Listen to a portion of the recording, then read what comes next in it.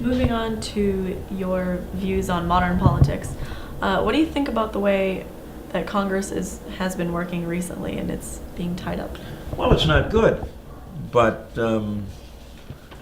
it's very interesting. When I was your age, everybody complained because the parties didn't stand for anything. There were conservative Democrats, in some cases conservative racist Democrats from the South, and liberal Democrats from the North and West. And they were liberal Republicans and conservative Republicans. And so the political science folks said, this is nuts. We need parties that stand for something. So when you go in and you vote for a D or an R, you know what you're getting. Well, we got it.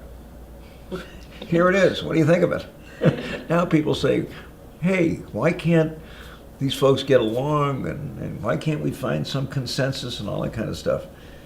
Well, there are opportunities for consensus building, but you got to work at them.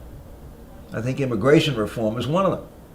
Now, there are still folks in the House, particularly on the Republican side, that just are adamant when it comes to immigration reform. But the reality is that we've got millions of undocumented aliens in this country. They're not going home. The question is, how do we provide them with a pathway to citizenship which encourages them to become responsible citizens? And that's really what this is all about.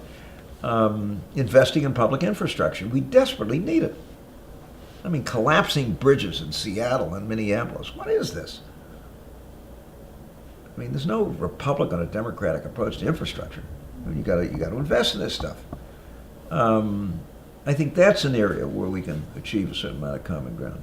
I think we've got a defense budget that is much too big. I think it's totally unrelated to the world currently. We're getting very close. You guys may very well be the first people in the history of mankind to live in a world that has ruled out war as a means for settling disputes between and among countries. It's remarkable. Think about it. Think about it. Yeah, we got some problems with Iran and North Korea and this kind of thing, but it's remarkable how close we've come to that. And there's a threat out there. We know what it is. It's terrorism. But it's got nothing to do with supercarriers or F-35s that cost $100 million. I don't think Al-Qaeda is worried at all about supercarriers. Do you? It's utterly irrelevant. So I think there are opportunities for significant savings on the defense side that can be shifted into priorities back here at home. And we can do so without jeopardizing our national security. These are all issues where I think there's some likelihood that we can achieve bipartisan consensus, but you got to work at it all the time. I mean, take healthcare. I mean, who are the uninsured in this country? 85% of them are working Americans and their families.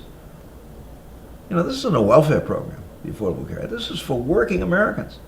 50 million uninsured people, another 50 million that are badly underinsured, and the overwhelming majority of them are working. Some of them 2 or 3 jobs, and ending up in the emergency room.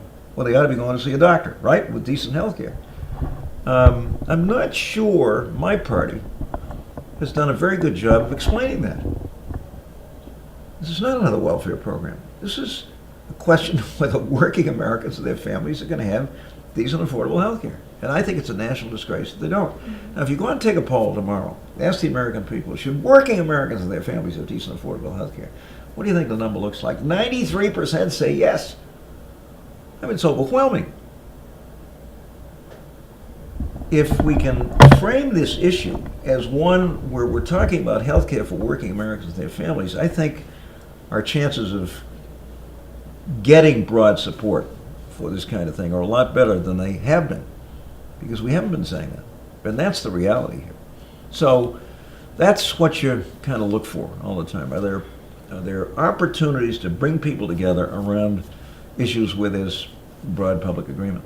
So you think that if it was, it would be more popular if it was better explained to the public? In this particular case, now look, I'm very humble when it comes to my communication skills. I mean, if I was so good, I'd got myself elected President of the United States, and I have a lot of respect for the guy in the White House who's got himself elected not once but twice.